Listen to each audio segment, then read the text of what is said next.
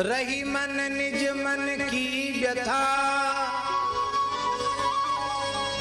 मन ही राखो गोए। क्यों? सुनी इछलई हैं लोग सब, बाँटी न ले को। इछलाएंगे लोग भीतर भीतर, हंसी और उड़ाएंगे, मजाक बना देंगे तुम्हारा, और तुम्हारा समाधान होना नहीं। क्योंकि जहां समाधान होना है वहां तो तुम देख ही नहीं रहे हो। समाधान एक जगह है और वो केवल इस दरबार में समाधान है। दया सागर, कृपा सागर, करुणा सागर, दीन बंधु के दरबार में समाधान हो, कहीं समाधान नहीं।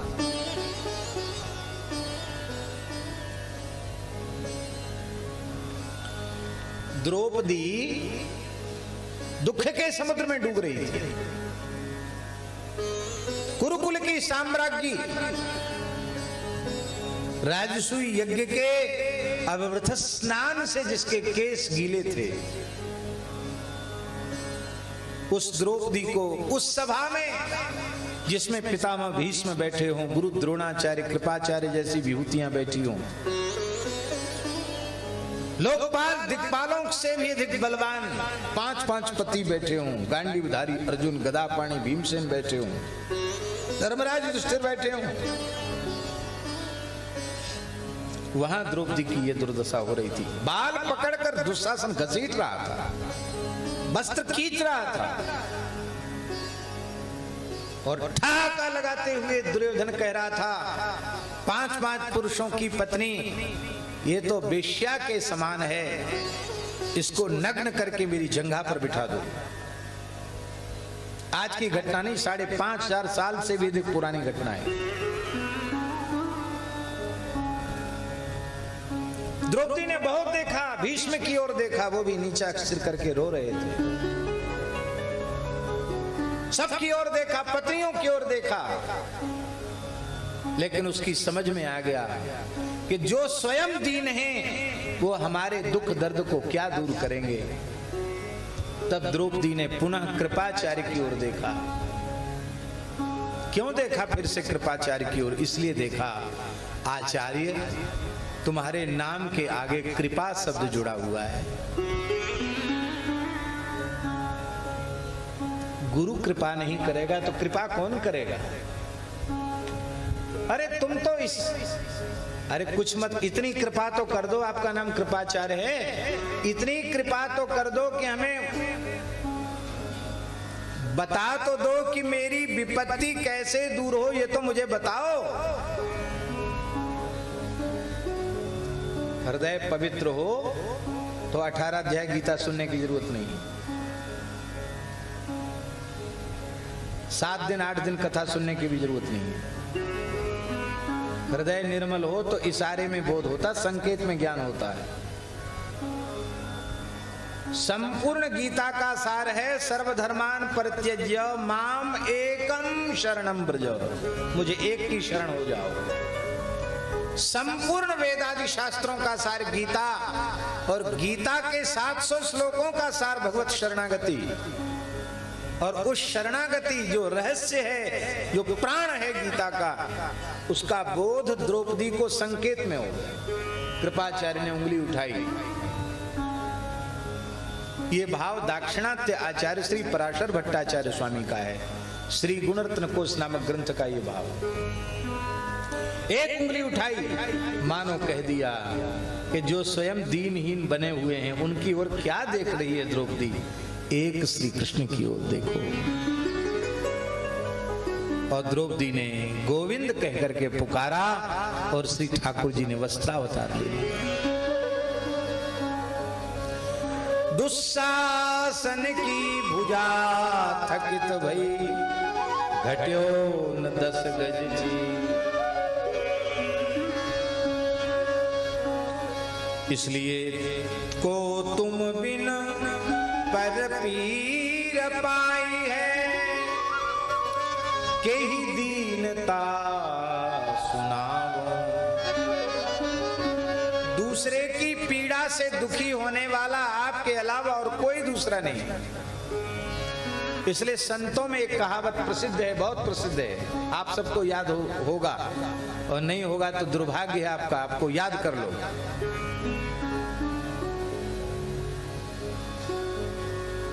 बोलो हमारे साथ।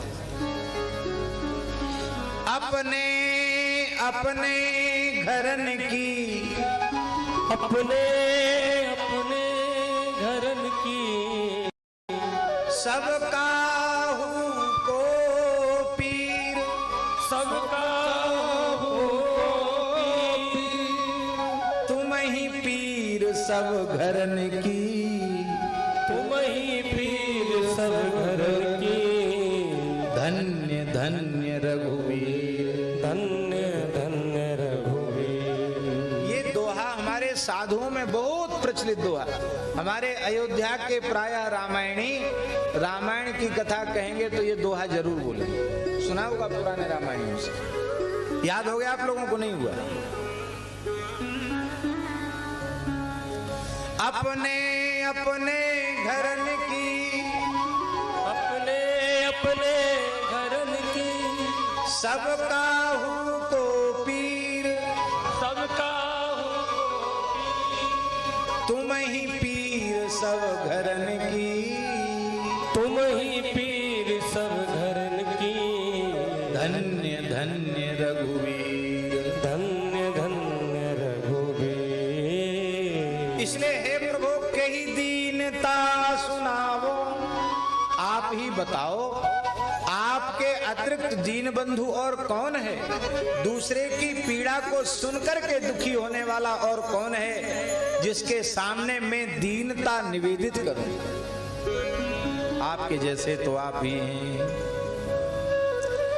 भगवान बोले अरे भाई तुम कहते हो हमारे जैसे तुम ही हो, अरे बहुत से संसार में कहते हैं बड़े दयालु हैं, बड़े कृपालु हैं, बहुत अच्छे हैं। तमाम लोग बहुत अच्छे अच्छे लोग संसार में होते, ऐसे थोड़ी हैं, खाली हम ही हैं? बोले हाँ हैं।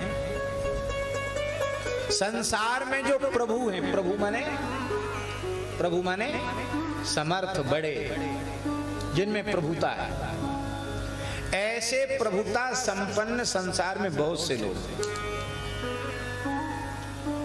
पर वो सब उनकी प्रभुता संप्रभुता बिल्कुल सीमित है। आप अपने घर के मालिक हो, आपके अपने घर में प्रभुता है, तो आपके घर के किसी सदस्य को दूसरे सदस्य पीड़ा पहुंचा रहे हैं और उसने आपके सामने दुखड़ा रोया, तो आप घर के मुखिया हो, तो आप उसको बचा सकते हैं कि नहीं बचा सकते? पर पूरे नगर में आपकी चलती नहीं है। अब नगर में कोई दुष्ट बदमाश उसके पीछे पड़ जाए, आप उससे टक्कर ले ही नहीं सकते, आप क्या करोगे? आप ये भैया क्यों उससे अटके, क्यों तुमने सुन लेते दो बात, अब हमें तो अपना धंधा व्यापार करना, हम तो तुम्हारे पीछे उस आदमी से झगड़ा नहीं कर सकते, वो तो किसी की भी जान ले लेगा। हम तुमको बचाएं कि अपने प्राण बचाएं? मान लो आपका नगर में प्रभाव है,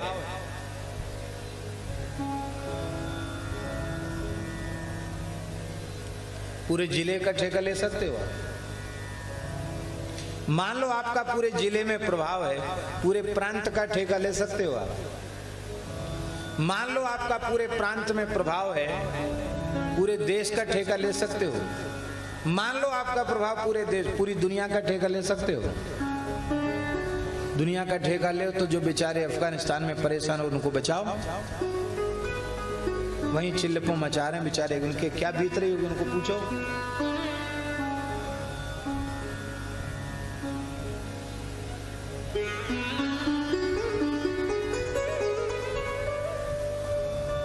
किसी के सामने मत रो। जीवन में संकट आवे तो केवल इनके सामने रो। दीन दयाल विरद संभारी, दीन दयाल बिरध संभारी,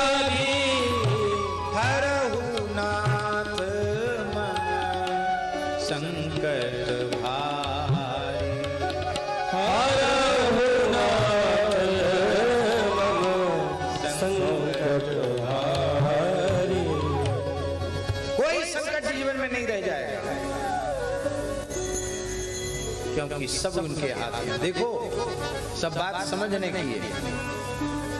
ध्रुव की माता सुनीति के साथ दुर्व्यवहार हुआ, ध्रुव जी के साथ दुर्व्यवहार हुआ। कर्तव्य क्या था सुनीति माता का? लोक की दृष्टि से सुनीति माता का कर्तव्य था कि वह ध्रुव जी का हाथ पकड़ के अपने पति उत्तानपाद के पास जाती, कहती तुम राजा हो, चक्रवर्ती सम्राट हो, और मेरे पति और इसके पिता हो, अपनी पत्नी के साथ न्याय करो, अपने ज्येष्ठ पुत्र के साथ न्याय करो। अब मैं कुछ नहीं तो प्रजा हूं, प्रजा के साथ न्याय करो। क्या जो व्यवहार तुमने आज तक मेरे साथ किया है, मेरे पुत्र के साथ किया है, क्या यह न्याय है? केवल इतना कह दो। ये कहना चाहिए था सुनीति को दरबार में जाकर, महल में जाकर। सुनीति ने सोचा ये क्या सुनेंगे हमारी, जो मेरे पुत्र के प्रति दुर्व्यवहार कर रही थी सुरुचि, और एक बार भी उसको ये न रोक सके कि किसी का भी बालक गोद में बैठ सकता, मेरा ही पुत्र मेरी गोद में क्यों नहीं बैठ सकता? एक भला मेरे मुझसे क्या न्याय करेंगे? तब जब आपसे हमें न्याय की आशा नहीं है तो आपसे जो बड़े होंगे उनके पास जाएंगे। तो हम मनु महाराज के पास जाएंगे कि हे मनु महाराज, आप हमारे ससुर जी हो, आपने ही तो इन्हें राजा बनाया है, आखिर तो आप तो जीवित हो ना, आप हमारे साथ न्याय करो। तो मनु जी कहेंगे भाई जब तक हम राजा थे तब तक हमारा सब था, अब तो हम नैमिषारण्य में आके तपस्या कर रहे हैं, अब हमारे हाथ में तो कुछ है नहीं, जिसका है उसको देखो हमारा। तो सुनीति ने सोचा कि वहां भी मुझे समाधान तो मिलेगा नहीं। मान लो मैं ब्रह्मलोक चली जाऊं अपने ददिया ससुर के पास, मनु जी पुत्र है ना ब्रह्मा जी के, ब्रह्मलोक तक पहुंचकर मैं फरियाद करूं, पुकार करूं, प्रार्थना करूं कि देखो महाराज, ना आपके बेटा मनु हमारे साथ न्याय कर रहे हैं, ना आपके पोता उत्तानपाद हमारे साथ न्याय कर रहे हैं, मेरे साथ आप न्याय कीजिए, आप विधाता हो, न्याय करो। तो विधाता क्या कहेंगे? वो भी कहेंगे देवी हम तो ब्रह्मलोक में रहकर सृष्टि करते हैं, अब सृष्टि में कोई न्याय करे अन्याय करे, हम थोड़ी सबका ठेका लेते हैं, जो जैसा करेगा वो ऐसा भोगेगा, हम तुम्हारा फैसला नहीं कर सकते। तो इतनी बुद्धिमती थी सुनीति कि उसने समझ लिया कि ब्रह्मा जी के दरबार में भी मुझे निराश होना पड़ेगा। अंत में ब्रह्मा जी के यहाँ भी जब नहीं सुना जाएगा तो कहाँ जाना पड़ेगा? बोलो, अंत में भगवान के पास जाना पड़ेगा। तो जब घूम फिर के अंत में भगवान के पास ही जाना, तो 10 दरवाजे भटकने की क्या जरूरत? सीधे भगवान के पास क्यों न जाओ? ध्यान में आई बात? 10 जगह ठोकर खाने की क्या जरूरत है? सीधे भगवान के पास जाओ। ये राघवेंद्र दास जी बैठे हैं, एक साधु को कुछ नियंत्रित करने का विचार हमारे पूज्य गुरुदेव भक्तमाली जी ने किया। महाराज जी तो आजाद शत्रु थे, उनमें किसी के प्रति कोई दुर्भावना नहीं थी, लेकिन उसने महाराज जी की जो हितकारी सलाह थी उसे विष के जैसा माना, और महाराज जी ने एक ट्रस्ट बनाया था, उस ट्रस्ट के उत्तर में एक दूसरा ट्रस्ट बना दिया, और महाराज जी के ट्रस्ट को नकली ट्रस्ट कह दिया कोर्ट में, और कोर्ट से महाराज जी के पास नोटिस आ गया। महाराज जी मलुक पीठ में थे उसे, याद है आपको? महाराज जी के पास नोटिस आ गया, हमको भी उस ट्रस्ट में कुछ बनाया गया था, इनको भी बनाया गया, याद है? अब तो मुड़ हिला रहे, ये भी थे वो भी, हम भी थे, इसलिए जो सही सही बात सो बता रहे हैं। मैं वो नोटिस लेके महाराज जी के पास में, महाराज जी अब जैसा हो रहा था वैसा होने देते। बोले भाई हमसे लोगों ने कहा और मैंने जो कर्तव्य होता था उसके अनुसार मैंने किया। उन्होंने कहा महाराज जी अब क्या, किस वकील को करेंगे तैयार, कोर्ट केस होगा, इसको उत्तर तो देना पड़ेगा ना, नोटिस आया तो उसका उत्तर देना पड़ेगा। तो महाराज जी मुस्कुराए, बोले देखो पंडित जी, किसी अदालत में किसी का कोई फैसला नहीं होता है। सब अदालतों में बड़ी अदालत हमारे रघुनाथ जी की अदालत है। हमने रघुनाथ जी की अदालत में प्रस्तुत कर दिया है। बस इतना कह के चुप हो गए। डायरी में राम नाम लिख रहे थे, राम नाम लिखने लगे। एकदम हल्के से लिया उसको और बोले हमने रघुनाथ जी की अदालत में अर्जी प्रस्तुत कर दी है, जो होना हो सो।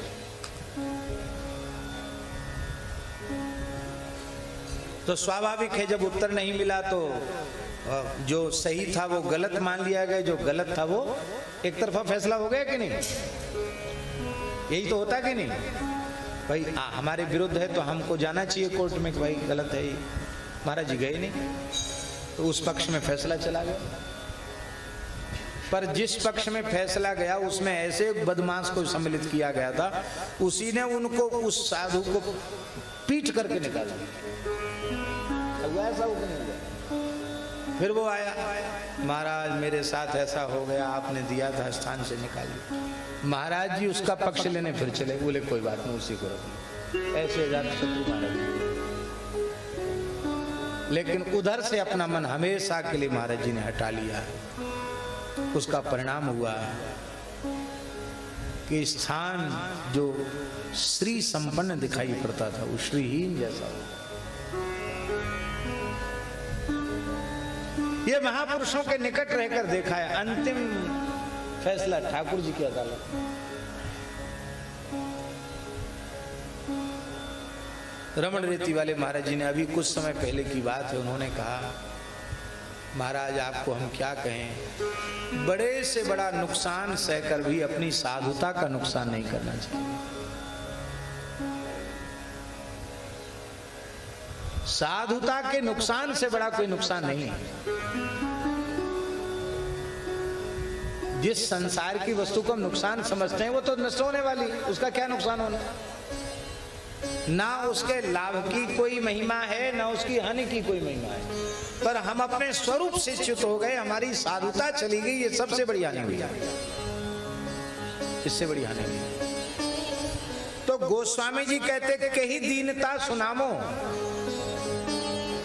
दूसरों के दुख को सुन करके द्रवित होने वाला आपके अतिरिक्त और कौन है जिसके सामने मैं अपनी दीनता रोऊं, दीनता सुनाऊं? आप दीन बंधु हैं तो रोऊंगा तो आपके सामने रोऊंगा, क्योंकि प्रभु अकृपालु।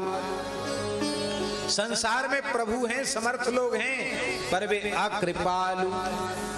सामर्थ्यवान तो हैं पर वो कृपा नहीं करते हैं। कृपा करते भी हैं तो बहुत सीमित कृपा करते हैं, असीमित कृपा। वो खुद ही बेचारे, एक फकीर था, उस फकीर को बादशाह ने बुलाया और कहा कि हमने सुना है कि बहुत ऊंचे करामाती फकीर हैं आप, अल्लाह से आपकी रोज मुलाकात होती है, तो मुझे भी अल्लाह ने बादशाहियत बख्शी है, मैं खुश हूं, कुछ मांग लो हमसे।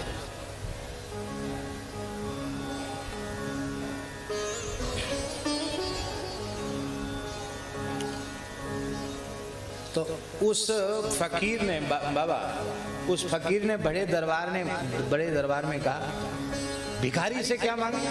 क्या कहा उसने? भिखारी से क्या मांगा? इतना सुनते ही बादशाह का तो त्योरी चढ़ गई, उसकी लाल पीली आंख हो गई। भरे दरबार में सिकंदर जैसे बादशाह को भिखारी कहने की हिम्मत भला कौन कर सकता था?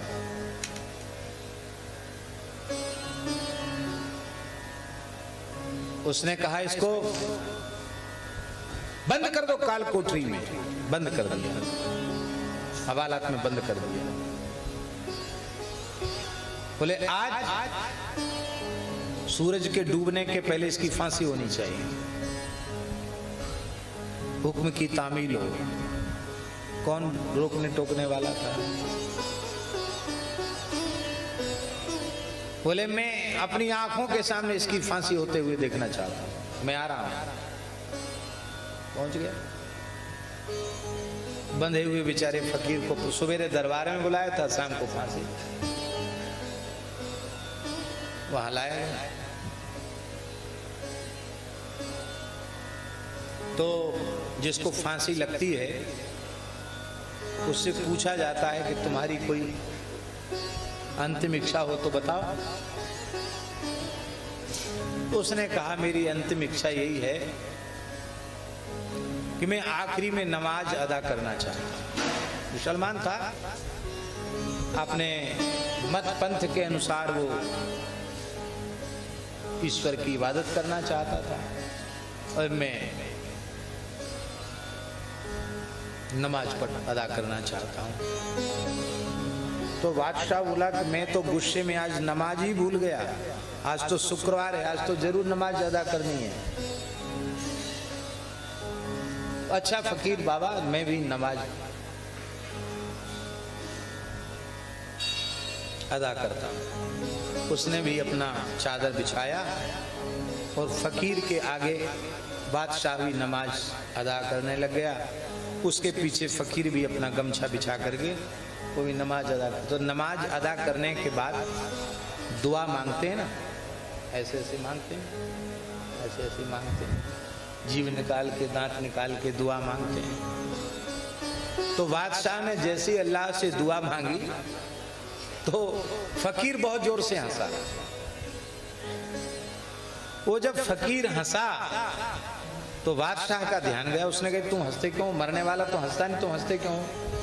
बोले हम इसलिए हंस रहे हैं कि झूठी बात सुनकर किसी को गुस्सा आवे ये तो ठीक है, पर सच्ची बात सुनकर के गुस्सा आ रहा है, इस बात से मुझे हंसी आ रही। क्या सच्ची बात? बोले अभी तुम क्या कर रहे हो? ऐसे मांग रहे हो कि नहीं मांग रहे? मांगना किसका काम है? भिखारी का काम है। इबादत मैंने भी की है पर मैं खुदा से भी कुछ नहीं मांगता। क्या कहा उसने? अब तुम बताओ कि बादशाह कौन है और भिखारी कौन है? तू अपने को बादशाह कहता है, अल्लाह ने तुझे बादशाहियत बख्शी है, इतना दिया उसके बाद भी मर रहा है, मांग रहा है और दो और दो और लाओ और लाओ। मैं कुछ नहीं चाहता, मैं एक टाइम की रोटी भी, एक टुकड़ा रोटी का टुकड़ा भी नहीं मांगता।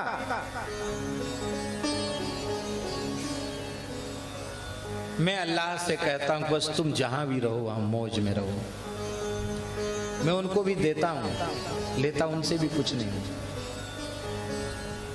तुमने फांसी का हुक्म दिया पर मैंने अल्लाह से ये भी प्रार्थना नहीं की कि वो मुझे फांसी से बचा ले। क्यों?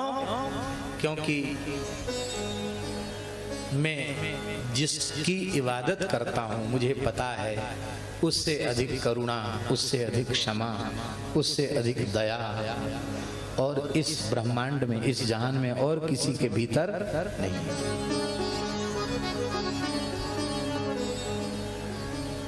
फांसी में मेरा हित होगा तो फांसी हो जाएगी, फिर मैं उससे कहूं क्यों कि मुझे फांसी से बचा ले। ये बात हमने अपने पूज्य महाराज जी के मुखारबिंद से सुनी। कथाएं हम सुनाते नहीं, पता नहीं कैसे हमारे मुंह में आ गई। महाराज जी से सुनी हुई बात सुना रहे हैं आपको। तो उसने, बादशाह ने अपना ताज उतार करके चरणों में रखा कि मैं आपसे दुआ की भीख मांगता हूँ, अपनी गुस्ताखी के लिए आपसे माफी की भीख मांगता हूँ। तो फकीर फिर जोर से हंसा। बोले अभी तो तुम इतने नाराज हो रहे थे, फिर हमसे भीख मांगने लगे। अब बोलो भिखारी कौन है, बादशाह कौन है? बोले बाबा सच्चे बादशाह आप हो। इसलिए चाह गई चिंता मिटी। श्री रसिक माधव दास जी शायद आ गए हैं, कहाँ बैठे हैं? चाह गई चिंता मिटी, मनुआ बेपरवा, जिनको कछु नहीं चाहिए, वे साहंसा। महाराज जगह बुरे लगी वाले। जिसको कभी किसी से कुछ नहीं चाहिए वही सहनसा है। और ऐसे निष्काम भक्तों के हृदय में ही भगवान है। जिनको कबहु न चाहिए कछु, तुम सन सहज सने, बसहु निरंतर का सुपुर, सोराउर निज गे। इसलिए प्रभु अकृपालु, संसार में जो प्रभु है ना वो कृपालु नहीं, अकृपालु। वो कृपा करना ही नहीं जानते, क्योंकि जो स्वयं कृपा की भीख मांगता हो वो दूसरे पर कृपा क्या करेगा। इसलिए वो लायक ही नहीं है कि हम उनकी शरण में जाएं, उनके सामने दुखड़ा रोवें। अलायक वे संसार के कृपालु इस लायक नहीं है कि उनके सामने अपने दुख का निवेदन करें। फिर भी यह भाग्यहीन जीव पता नहीं कहां कहां अपना मन ले जाता है। वो हमारा दुख दूर कर देंगे, वो कर देंगे, वहां चला जाऊं, वहां चला जाऊं, वो नहीं तो वो कुछ करेंगे, वो नहीं तो वो कुछ करेंगे। ऐसा समझ करके मैं तो मौन हो रहा हूं। इसलिए कहीं ब्रह्म कहा गवाओ, इसलिए मैं क्या गाऊं। और भगवान मेरी स्थिति ऐसी है कि मैं आपके अतिरिक्त किसी के सामने अपनी दीनहीन दशा सुनाऊं तो भी समाधान तो होना नहीं। क्यों? गोपद बूढ़ी वे जोग कर्म करो, मेरी स्थिति ऐसी है। आओ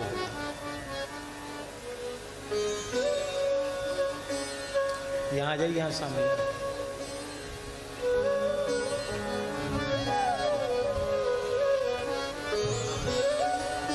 यहाँ हवा तो लगे, कूलर की हवा लगे। गोस्वामी जी कह रहे हैं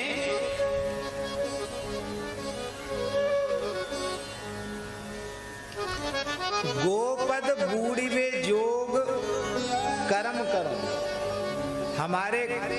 हमारे कर्मों की ओर आप देखेंगे तो मेरे कर्म ऐसे हैं। देखो पहले ये बात सुन लें, ये गोस्वामी जी की स्थिति नहीं है। क्या गोस्वामी जी की स्थिति है? ये हमारे जैसे कलिमल ग्रसित जीवों की स्थिति है कि हमको डूबने के लिए किसी नदी की, पोखरा की, समुद्र की जरूरत नहीं है। हमारे कर्म ऐसे हैं कि गाय के खुर से जो गड्ढा हो जाता है उतने पानी में भी हम डूब मरेंगे। उतना पानी हमारे मरने के लिए पर्याप्त है। ऐसे हमारे कर्म हैं। पर मैं लोगों के सामने अपने आप को कैसा प्रमाणित करता हूं? मैं लोगों के सामने अपने आप को प्रमाणित करता हूं बातन जलधि थहावो। ऐसी गंभीर ज्ञान वैराग्य भक्ति की बातें करता हूं कि मानो इस गंभीर प्रेम सिंधु की थाह लेने वाले यही दिव्य महापुरुष। और व्यक्तिगत जीवन ऐसा है कि समुद्र में और पोखरा में और तालाब में डूबने की जरूरत नहीं है। एक चुल्लू जल में भी डूब मरूं, ऐसी हमारी स्थिति है। हे नाथ, मैं दूसरों के सामने निर्लोभता की बातें इसलिए करता हूं कि वो अपना धन के प्रति लोभ लालच छोड़ के हमको दे दें। हमारे महाराज जी कई बार बड़ी सुंदर बात कहते, हम कहते महाराज जी, हाँ, बोले ये संसार मिथ्या है, नाशवान है, कुछ नहीं है, सार नहीं है। ये बातें बार बार कथाओं में क्यों कही जाती हैं व्यासपीठ से? तो महाराज जी कई बार विनोद में बहुत अच्छी बात कही। महाराज जी बोले इसलिए कही जाती है कि बेकार चीज है, तुम रख के क्या करोगे, सब यहाँ दे जाओ। महाराज जी बोले ये सब बातें इसलिए कही जाती हैं कि सब नाशवान है, व्यर्थ है, खराब चीज है, क्या करोगे, यहाँ रख दो, हम बढ़िया उपयोग करेंगे।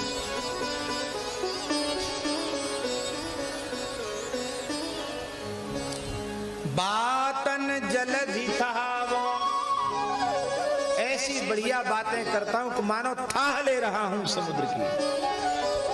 अति लालची, लालची नहीं, अति लालची, बढ़िया चीज देखो, लालच आ जाए, ये चीज हमें मिलनी चाहिए। काम किंकर मन, जनता में तो हमने प्रसिद्धि, बोलो वृंदावन बिहारी लाल की जय, श्री गोरीलाल कुंज बिहारी जी महाराज की जय।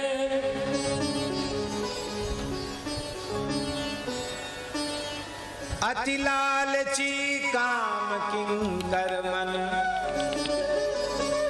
हमारा मन लालची नहीं, अति लालची।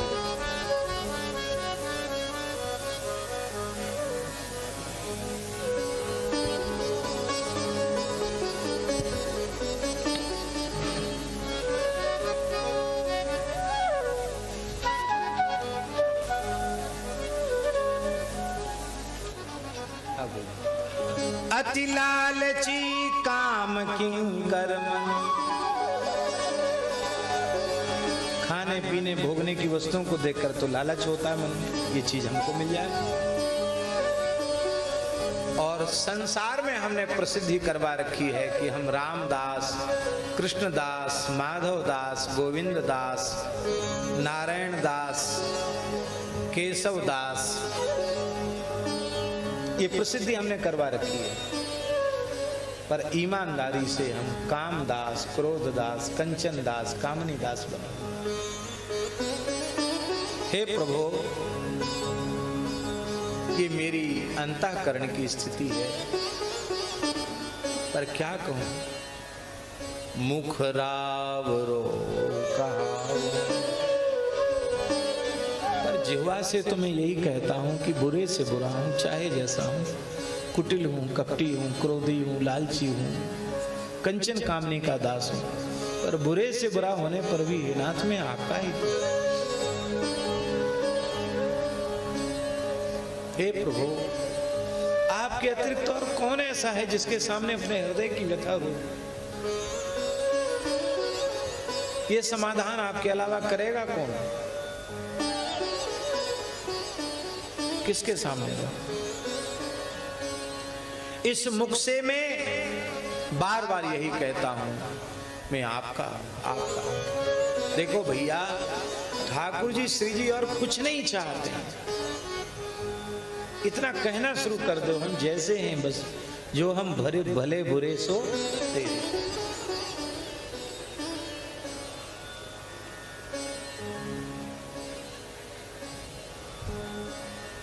भगवान बोले तो रो क्यों रहे हो फिर? तब तो बुरे हो तो भले हो तो हमारे हो, हमने स्वीकार कर लिया, क्योंकि हमने तो कहा ना तवास्मीति च याचते, तो हमने तो स्वीकार कर लिया, फिर तुम रो क्यों रहे हो? बोले क्या करें महाराज, मन में कुछ रो गा करके कुछ बोल देते हैं, तो कहने से भी कुछ दुख कम हो जाता है, नहीं होता है? दूसरे की बात जाने दो, आप हृदय से किसी से प्रेम करते हैं और आप ये समझते हैं कि जिनसे हम प्रेम करते हैं उनका भी हमसे निस्वार्थ प्रेम है, तो उनके सामने हम अपने मन की बात रखेंगे तो कुछ दुख, मन हल्का होगा कि नहीं होगा? अब मैं अपने दुख को, कोई हमारे जीवन में समस्या है, पीड़ा है, गोरीलाल जी वाले महाराज जी के सामने रखें, ये हम जानते हैं कि इनका चिंतन बिगड़ेगा, ये दुखी होंगे, लेकिन फिर भी हम इनसे नहीं कहेंगे तो किससे कहेंगे? संतों से, गुरुजनों से, भगवान से आप अपने मन की पीड़ा नहीं कहेंगे तो किससे कहेंगे? हमने देखा हमारे महाराज जी के पास बुंदेलखंड की माताएं आती, वो अपने घर गृहस्थी की लड़ाई झगड़े सुनाती। और महाराज जी ऐसे सुनते आंख मूंद करके जैसे रास पंचाध्यायी सुन रहे हो।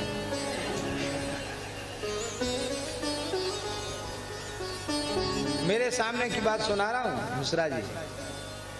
तो हमने महाराज जी से कहा कि महाराज जी ये सब आप मना भी नहीं करते हैं, घंटों बैठ के सुना रही है, बहू ने ऐसा कर दिया, वो ऐसा हो गया, वो गया, हमारे हिस्सा में कछु नहीं दो महाराज, हमारे साथ बहुत बुरो बोले हो। महाराज जी हिस्सा बंटवाने जाएंगे।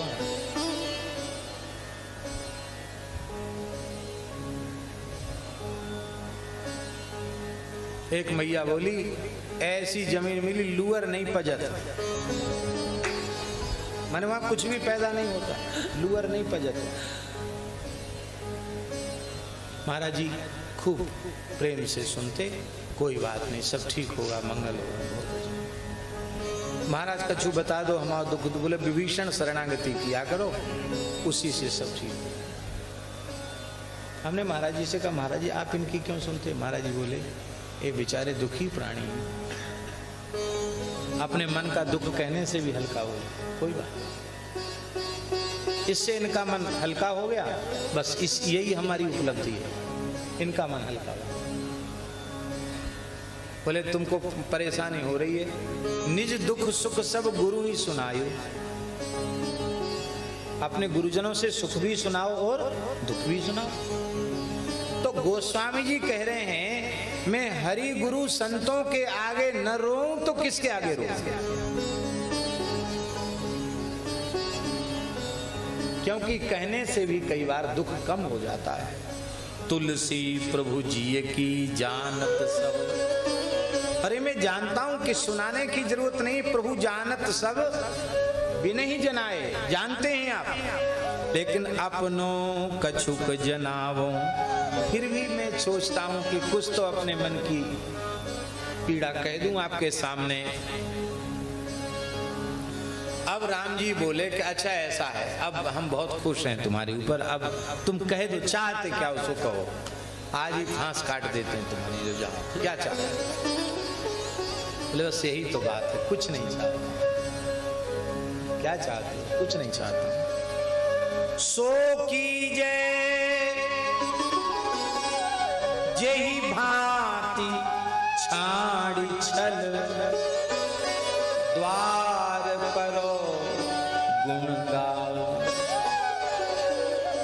बस आप इतनी कृपा कीजिए, आपके द्वार पर पड़ा पड़ा आपका नाम रूप गुण लीला को गाता रहो, और कुछ नहीं चाहिए। बोलो भक्त वत्सल भगवान जय। महाराज जी ठाकुर जी श्री जी के द्वार पर पड़े पड़े ठाकुर जी का गुणगान गाना, निरंतर उसी में डूबे रहना, क्या इससे बड़ी भी कोई उपलब्धि है क्या? हम चाहे जैसे हो, पर दरबार में बैठकर आपका कुछ गुणगान करते रहें, बस इतना आप कृपा करके दीजिए, कुछ नहीं चाहिए।